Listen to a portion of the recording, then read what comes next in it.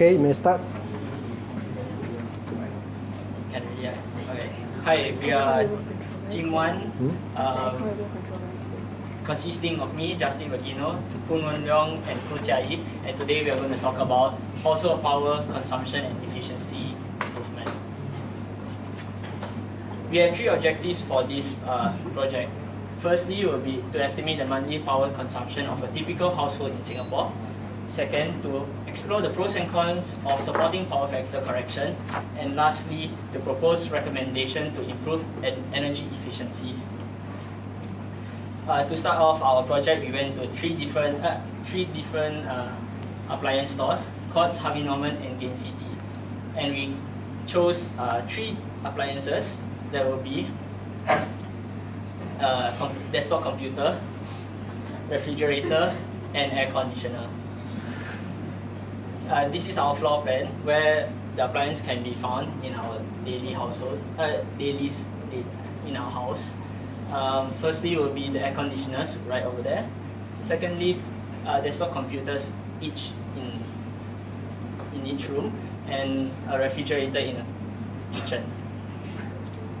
So when we were there, these are the electrical specifications that we found for each appliances. Firstly will be a refrigerator is a Samsung brand. Voltage input is 220 to 40 volts. We are not able to find the current. Its energy consumption is 650 kilowatt per annum. The power factor before power factor correction is 0.65, and after power factor correction is 0.88. The power efficiency rating is fair and 2 ticks. How you get the natural power factor is by research paper from this PhD holder in computer and automated engineering. Next will be the desktop computers. The brand is Acer. The voltage input is 220 to 240. The current is 3.5 to 7 amperes. And we weren't able to get the energy consumption, but the power factor is 0.7 to 0.75 before power factor correction, and 0.95 to 0.99 after power factor correction. We found the natural power factor from this site. Air conditioner is the brand is Daikin. Voltage input is 220 to 40.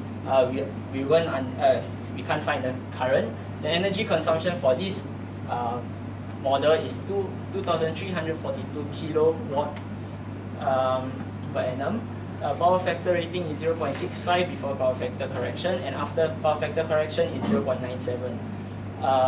Power efficiency rating is excellent and has 5 ticks. How we get is from the same PhD holder.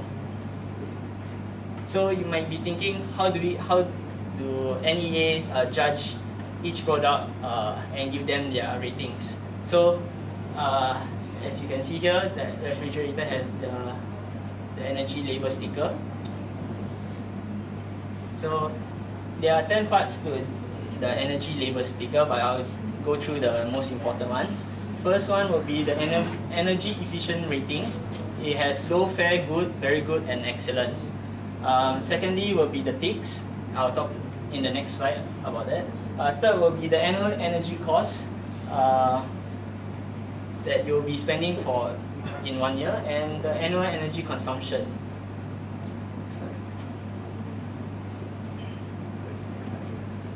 How they get the ticks is through this formula that they made up.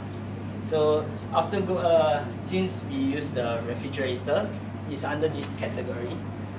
So after calculating everything, if the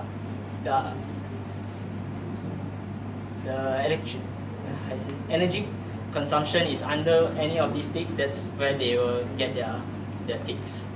I'll pass my time to Chia-yi. Yeah, so now I'll be talking more about the usage pattern of the 3 appliances that we have chosen. Okay, so the first one will be the refrigerator, where most of the time it will be on standby, so it has low power and low energy usage, and it will only peak when the refrigerator is open, so then it needs more energy to keep the temperature inside the refrigerator cool. So it'll pick around the 3 times, which is breakfast, lunch, and dinner.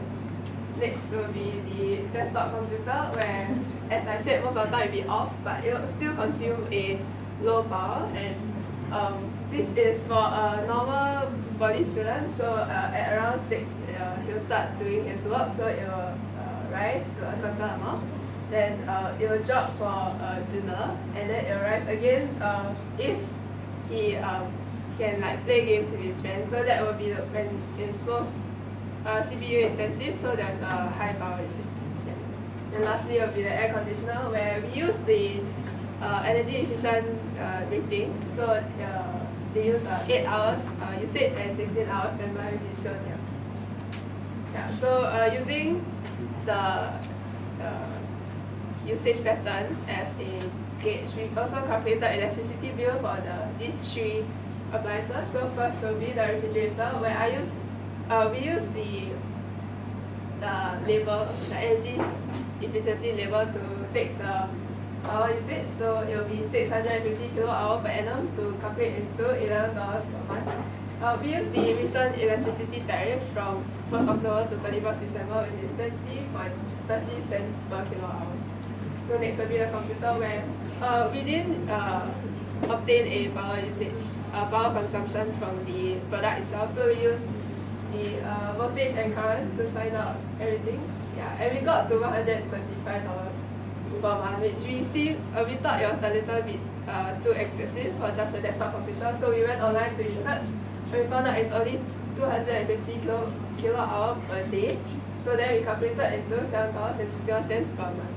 Yeah, and lastly will be the air conditioner, where I also use the power consumption rating on the sticker. So that will be 2,342 kWh per annum. We calculate into 39.62 cents per month. Yes. So now next will be circuit representation by. Yeah, hi, I'll be talking to you all about the circuit representation of a computer. Inside a computer, there's many components: resistors, capacitors, inductors. So in order to combine them together, I found out that it's an inductive circuit. Therefore, I had an inductor of 27.8 millihenry placed in the circuit, as well as a resistor of 42.9 ohms. How I got these values is through the calculation, as you can see here.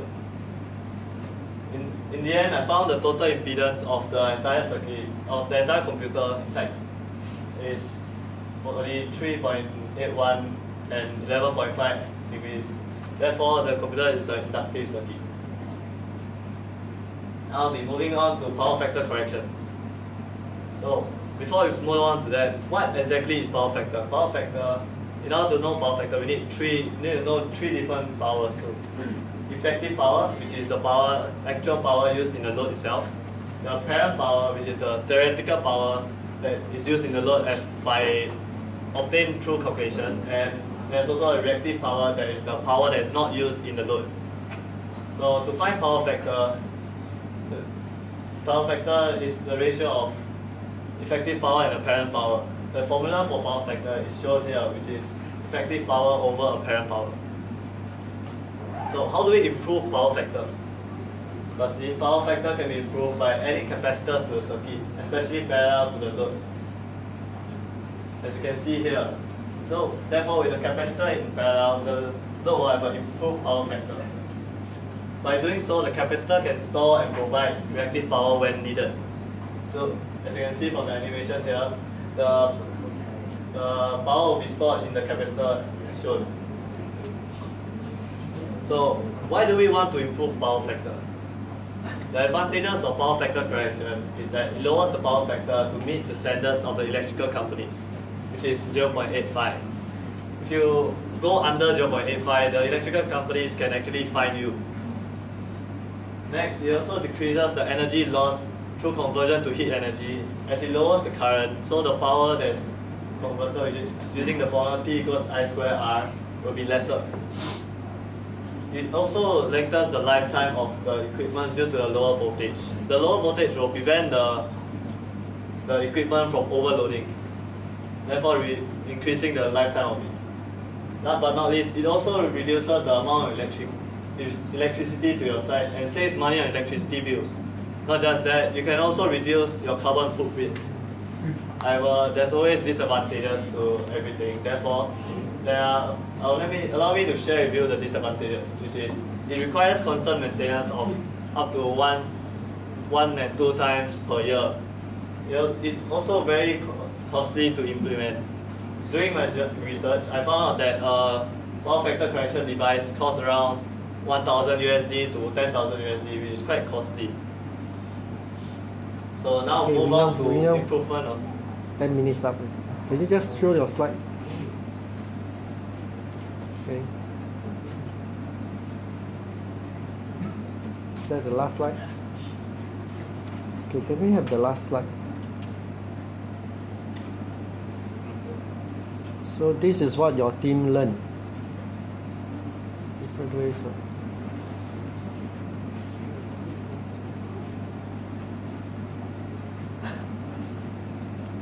different ways of improving energy efficiency. Did your team touch on it? yeah. That's the one.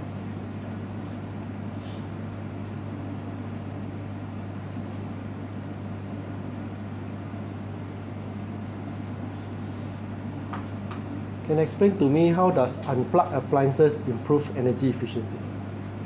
When the appliance is plugged in, right, there's still power being consumed as it's on like standby mode. So, for example, a computer, when you press the button, it'll turn on by itself, right? But then, how does the computer know that you press the button? You must have a circuit inside to detect that you press the button so that it can power on. So there will still be power consumed in the computer. But that Therefore, when doesn't improve the energy efficiency. It uses less energy. What is energy efficiency?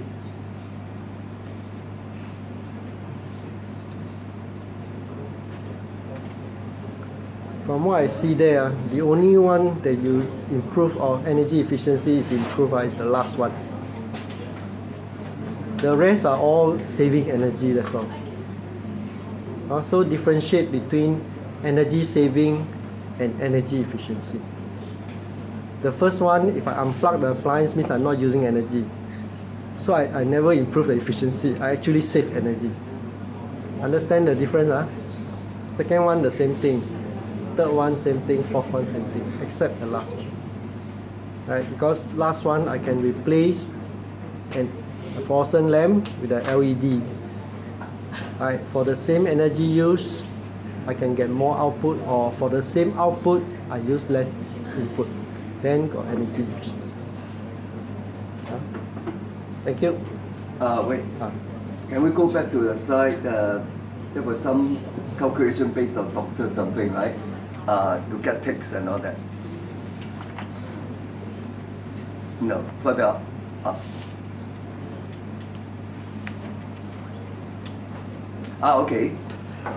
Do you understand where the equation come from? Or just copy my book? We do not know. Now, for example, 1.378 times V adjust total. What's that? Do not know, but that's based on how the formula that they use to Yeah, I know. But what's the factor of 1.378? What does that mean? Why have to be 1.37? Why not 0.58?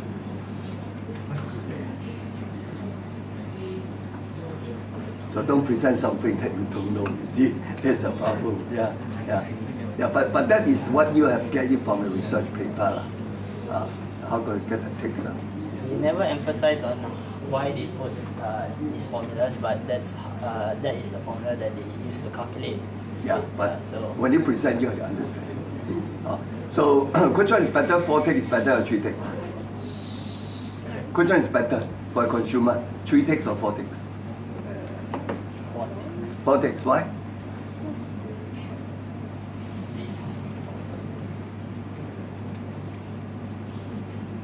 Basically, higher energy efficiency for the certain product. Maybe. So 4 ticks is the highest. Have you ever seen 5 ticks? Yeah. Five things is we have shown one of the air conditioners is 5 ticks. Which brand? Just now you seem to have some. Just show us Yeah, some of them 5 ticks. Yeah. Now, this text, is it made up by the manufacturer or recognized by authority? Can they anyhow take? No, they have to submit the product for testing. So it is By NEA. Yeah. it's approved by the Yeah. NEA. NEA. Oh, okay. Okay, thank you. Thank you.